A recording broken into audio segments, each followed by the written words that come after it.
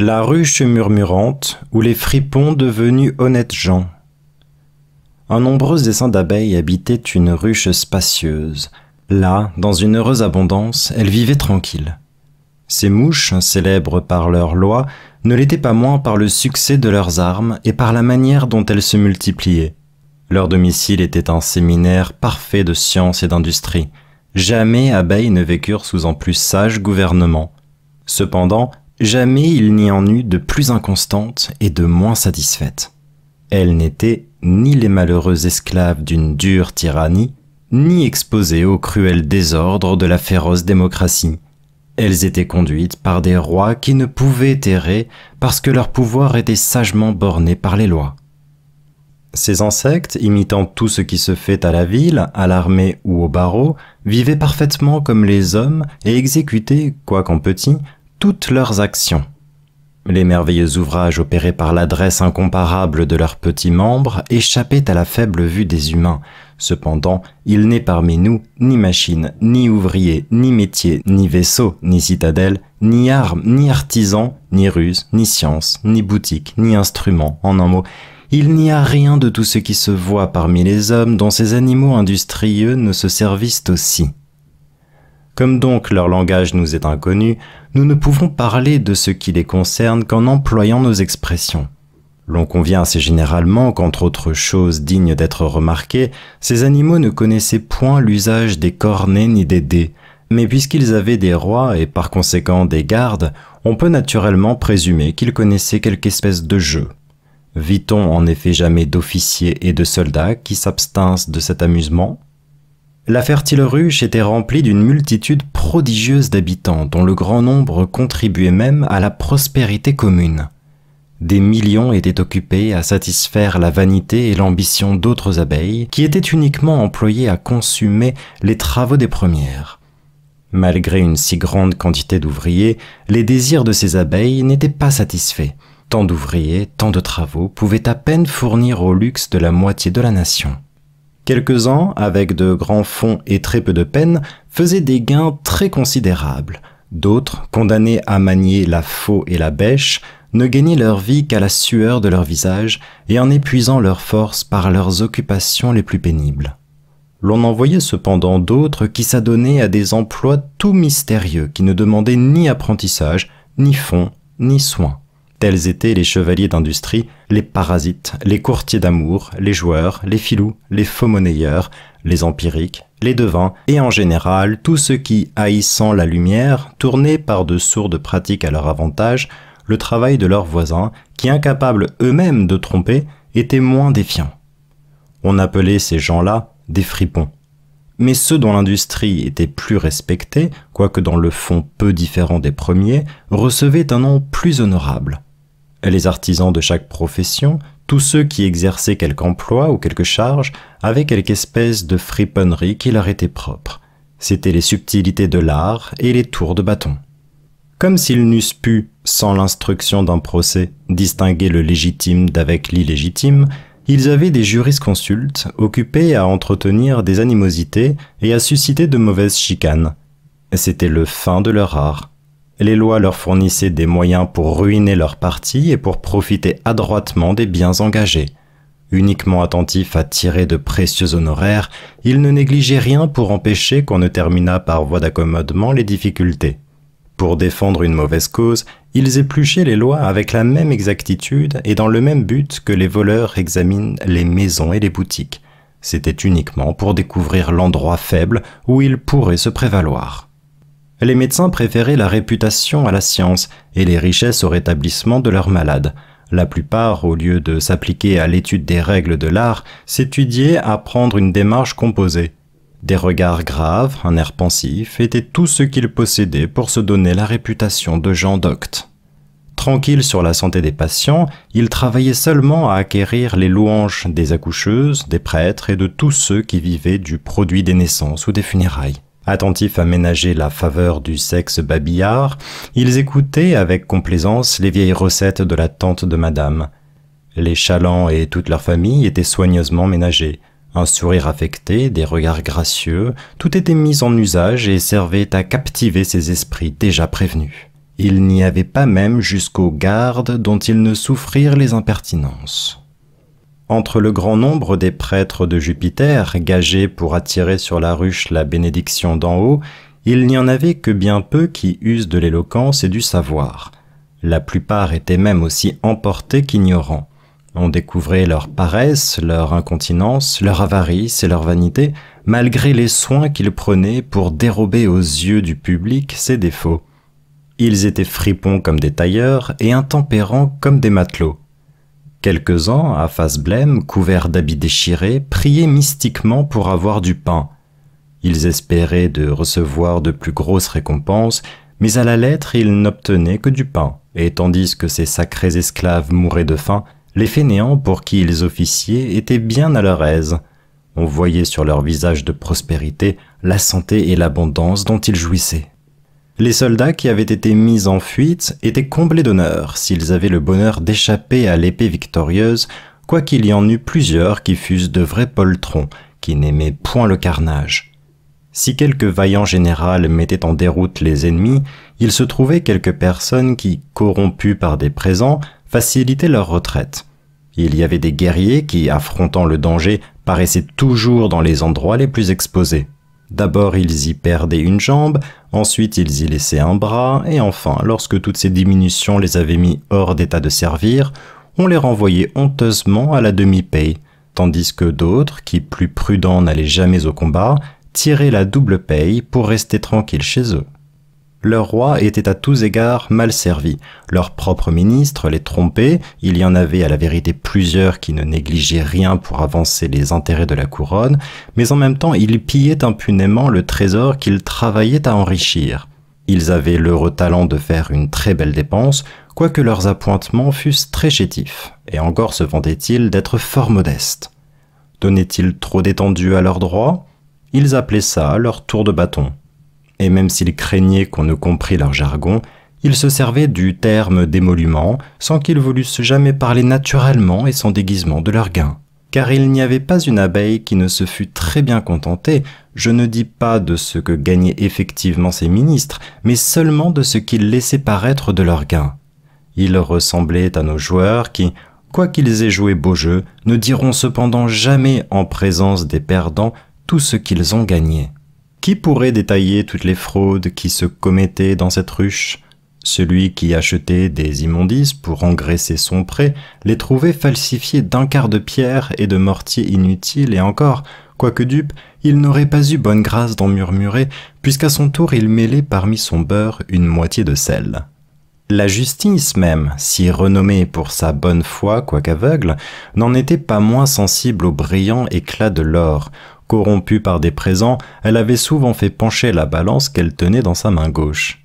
Impartiale en apparence, lorsqu'il s'agissait d'infliger des peines corporelles, de punir des meurtres et d'autres grands crimes, elle avait même souvent condamné au supplice des gens qui avaient continué leur friponnerie après avoir été punis du pilori.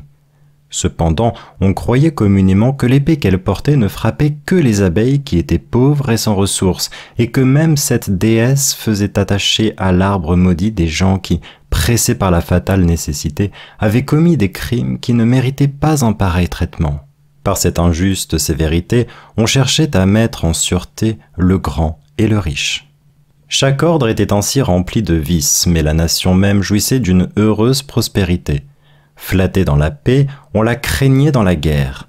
Estimée chez les étrangers, elle tenait la balance des autres ruches. Tous ses membres à l'envi prodiguaient pour sa conservation leur vie et leurs biens. Tel était l'état florissant de ce peuple. Les vices des particuliers contribuaient à la félicité publique. Dès que la vertu, instruite par les ruses politiques, eut appris 1000 heureux tours de finesse et qu'elle se fut liée d'amitié avec le vice, les plus scélérats faisaient quelque chose pour le bien commun. Les fourberies de l'État conservaient le tout, quoique chaque citoyen s'en plaignît. L'harmonie dans un concert résulte d'une combinaison de sons qui sont directement opposés. Ainsi, les membres de la société, en suivant des routes absolument contraires, cédaient comme par dépit. La tempérance et la sobriété des uns facilitaient l'ivrognerie et la gloutonnerie des autres.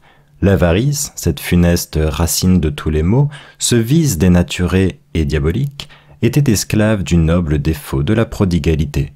Le luxe fastueux occupait des millions de pauvres. La vanité, cette passion si détestée, donnait de l'occupation à un plus grand nombre encore.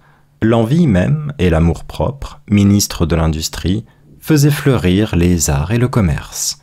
Les extravagances dans le manger et dans la diversité de mets, la somptuosité dans les équipages et dans les ameublements, malgré leur ridicule, faisaient la meilleure partie du négoce. Toujours inconstant, ce peuple changeait de loi comme de mode. Les règlements qui avaient été sagement établis étaient annulés et on leur en substituait bientôt de tout opposé. Cependant, en altérant ainsi leurs anciennes lois et en les corrigeant, ils prévenaient des fautes qu'aucune prudence n'aurait pu prévoir. C'est ainsi que le vice produisant la ruse, et que la ruse se joignant à l'industrie, on vit peu à peu la ruche abonder de toutes les commodités de la vie. Les plaisirs réels, les douceurs de la vie, l'aise et le repos étaient devenus des biens si communs que les pauvres eux-mêmes vivaient plus agréablement alors que les riches ne le faisaient auparavant. On ne pouvait rien ajouter au bonheur de cette société. Mais hélas, quelle n'est pas la vanité de la félicité des pauvres mortels ? À peine ces abeilles avaient-elles goûté les prémices du bonheur qu'elles éprouvèrent qu'il est même au-dessus du pouvoir des dieux de rendre parfait le séjour terrestre. La troupe murmurante avait souvent témoigné qu'elle était satisfaite du gouvernement et des ministres, mais au moindre revers, elle changea d'idée. Comme si elle eût été perdue sans retour, elle maudit les politiques, les armées et les flottes. Ces abeilles réunissant leurs plaintes, on entendait de tous côtés ces paroles. Maudites soient toutes les fourberies qui règnent parmi nous. Cependant, chacune se les permettait encore, mais chacune avait la cruauté de ne vouloir point en accorder l'usage aux autres. Un personnage qui avait amassé d'immenses richesses en trompant son maître, le roi et le pauvre, osait crier de toute sa force « Le pays ne peut manquer de périr pour toutes ces injustices !» Et qui, pensez-vous, que fut ce rigide sermonneur ? C'était un gantier qui avait vendu toute sa vie et qui vendait actuellement des peaux de mouton pour des cabrons. Il ne faisait pas la moindre chose dans cette société qui ne contribuât au bien public. Cependant, tous les fripons criaient avec impudence « Bon Dieu, accordez-nous seulement la probité !» Mercure ne put s'empêcher de rire à l'ouïe d'une prière si effrontée. Les autres dieux dirent qu'il y avait de la stupidité à blâmer ce que l'on aimait. Mais Jupiter, indigné de ces prières, jura enfin que cette troupe criailleuse serait délivrée de la fraude dont elle se plaignait. Il dit « Au même instant, l'honnêteté s'empara de tous les cœurs. Semblable à l'arbre instructif, elle dévoila les yeux de chacun. Elle leur fit apercevoir ces crimes qu'on ne peut contempler sans honte. Ils se confessaient coupables par leurs discours et surtout par la rougeur qu'excitait sur leur visage l'énormité de leurs crimes. C'est ainsi que les enfants qui veulent cacher leurs fautes, trahis par leur couleur, s'imaginent que, dès qu'on les regarde, on lit sur leur visage mal assuré la mauvaise action qu'ils ont faite. Mais, grand Dieu, quelle consternation, quel subit changement! En moins d'une heure, le prix des denrées diminua partout. Chacun, depuis le ministre d'État jusqu'au villageois, arracha le masque d'hypocrisie qui le couvrait. Quelques-uns, qui étaient très bien connus auparavant, parurent des étrangers quand ils eurent pris des manières naturelles. Dès ce moment, le barreau fut dépeuplé. Les débiteurs acquittaient volontairement leurs dettes sans en être exceptés, même celles que leurs créditeurs avaient oubliées. On les cédait généreusement à ceux qui n'étaient pas en état de les satisfaire. S'élevait-il quelques difficultés, ceux qui avaient tort restaient modestement dans le silence. On ne voyait plus de procès où il entra de la mauvaise foi et de la vexation. Personne ne pouvait plus acquérir des richesses. La vertu et l'honnêteté régnaient dans la ruche. Qu'est-ce donc que les avocats y auraient fait? Aussi, tous ceux qui avant la Révolution n'avaient pas eu le bonheur de gagner du bien, désespérés, ils pendaient leurs écritoires à leur côté et se retiraient. La justice, qui jusqu'alors avait été occupée à faire pendre certaines personnes, avait donné la liberté à ceux qu'elle tenait prisonniers. Mais dès que les prisons eurent été nettoyées, la déesse qui y préside devenant inutile, elle se fit contrainte de se retirer avec son train et tout son bruyant attirail. D'abord paraissaient quelques serruriers chargés de serrures, de verrous, de grilles, de chaînes et de portes garnies de barres de fer. Ensuite venaient les geôliers, les guichetiers et leurs suppôts. La déesse paraissait alors précédée de son fidèle ministre l'écuyer Carnifex, le grand exécuteur de ses ordres sévères. Il n'était point armé de son épée imaginaire, à la place il portait la hache et la corde. Dame Justice, aux yeux bandés, assise sur un nuage, fut chassée dans les airs accompagnée de ce cortège. Autour de son char et derrière, il y avait ses sergents, huissiers et ses domestiques de toute espèce qui se nourrissaient des larmes des infortunés. La ruche avait des médecins, tout comme avant la Révolution, mais la médecine, cet art salutaire, n'était plus confiée qu'à d'habiles gens.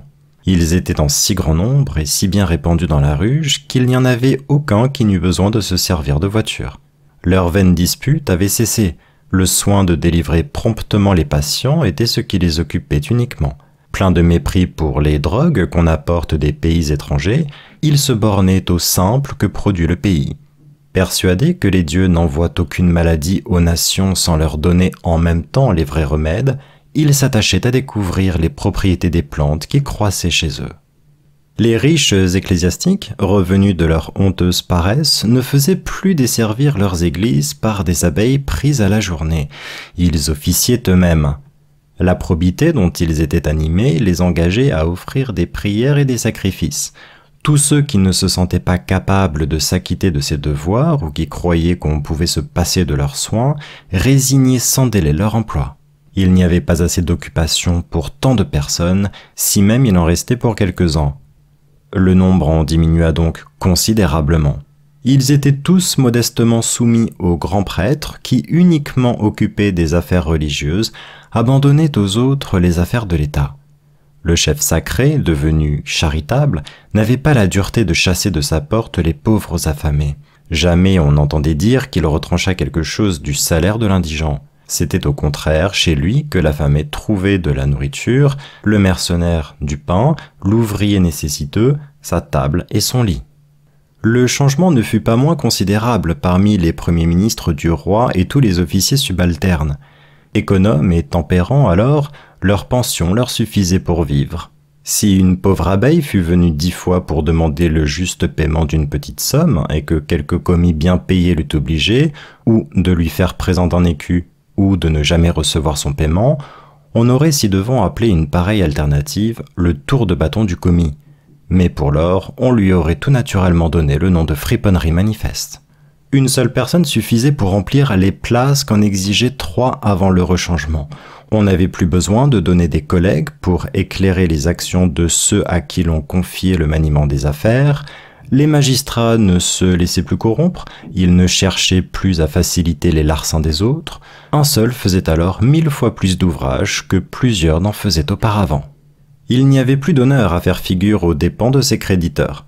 Les livrets étaient pendus dans les boutiques des fripiers. Ceux qui brillaient par la magnificence de leurs carrosses les vendaient pour peu de choses. La noblesse se défaisait de tous ces superbes chevaux si bien appariés, et même de leurs campagnes pour payer leurs dettes. On évitait la vaine dépense avec le même soin qu'on fuyait la fraude. On n'entretenait plus d'armée dehors. Méprisant l'estime des étrangers et la gloire frivole qui s'acquiert par les armes, on ne combattait plus que pour défendre la patrie contre ceux qui en voulaient à ses droits et à sa liberté. Jetez présentement les yeux sur la ruche glorieuse. Contemplez l'accord admirable qui règne entre les commerces et la bonne foi. Les obscurités qui couvraient ce spectacle ont disparu. Tout se voit à découvert. Que les choses ont changé de face. Ceux qui faisaient des dépenses excessives et tous ceux qui vivaient de ce luxe furent forcés de se retirer. En vain ils tentèrent de nouvelles occupations, elles ne purent leur fournir le nécessaire. Le prix des fonds et des bâtiments tomba. Les palais enchantés dont les murs semblables à ceux de Thèbes avaient été élevés par la musique étaient déserts. Les grands, qui auraient mieux aimé perdre la vie que de voir effacer les titres fastueux gravés sur leurs superbes portiques, se moquaient aujourd'hui de ces vaines inscriptions. L'architecture, cet art merveilleux, fut entièrement abandonnée. Les artisans ne trouvaient plus personne qui voulût les employer. Les peintres ne se rendaient plus célèbres par leurs pinceaux, le sculpteur, le graveur, le ciseleur et le statuaire n'étaient plus nommés dans la ruche. Le peu d'abeilles qui restèrent vivaient chétivement.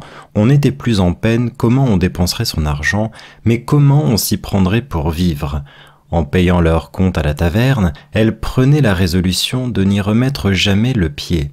On ne voyait plus de salope cabaretière qui gagna assez pour porter des habits de drap d'or, Torcol ne donnait plus de grosses sommes pour avoir du Bourgogne et des ortolans, le courtisan qui, se piquant de régaler le jour de Noël sa maîtresse de pois verts, dépensait en 2 heures autant qu'une compagnie de cavalerie aurait dépensé en 2 jours, plia bagages et se retira d'un si misérable pays.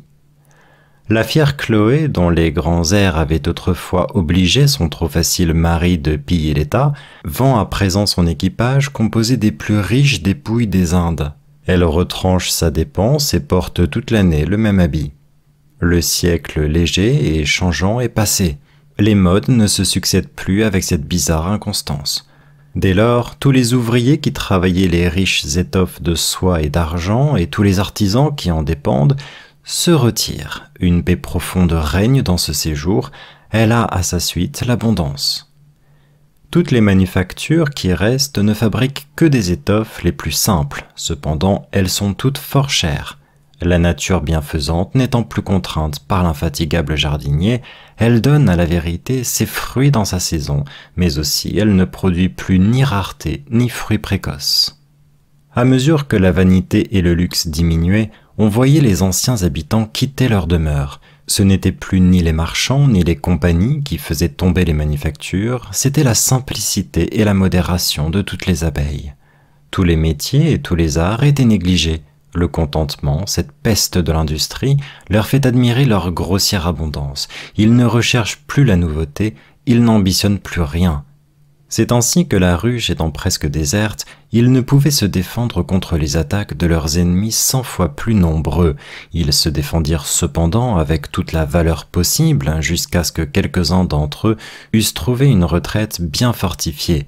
C'est là qu'ils résolurent de s'établir ou de périr dans l'entreprise. Il n'y eut aucun traître parmi eux, tous combattirent vaillamment pour la cause commune. Leur courage et leur intégrité furent enfin couronnés de la victoire. Ce triomphe leur coûta néanmoins beaucoup. Plusieurs milliers de ces valeureuses abeilles périrent. Le reste de l'essaim, qui s'était endurci à la fatigue et aux travaux, crut que l'aise et le repos, qui mettaient si fort à l'épreuve leur tempérance, étaient un vice. Voulant donc se garantir tout d'un coup de toute rechute, toutes ces abeilles s'envolèrent dans le sombre creux d'un arbre, où il ne leur reste de leur ancienne félicité que le contentement et l'honnêteté. Moralité: quittez donc vos plaintes, mortels insensés. En vain vous cherchez à associer la grandeur d'une nation avec la probité. Il n'y a que des fous qui puissent se flatter de jouir des agréments et des convenances de la terre, d'être renommés dans la guerre, de vivre bien à son aise et d'être en même temps vertueux. Abandonnez ces vaines chimères, il faut que la fraude, le luxe, la vanité subsistent si nous voulons en retirer les doux fruits. La faim est sans doute une incommodité affreuse, mais comment sans elle pourrait se faire la digestion, d'où dépend notre nutrition et notre accroissement? Ne devons-nous pas le vin, cette excellente liqueur, à une plante dont le bois est maigre, laid et tortueux? Tandis que ces rejetons négligés sont laissés sur la plante, ils s'étouffent les uns les autres et deviennent des sarments inutiles. Mais si ces branches sont étayées et taillées, bientôt devenues fécondes, elles nous font part du plus excellent des fruits. C'est ainsi que l'on trouve le vice avantageux lorsque la justice l'émonde, en ôte l'excès et le lie.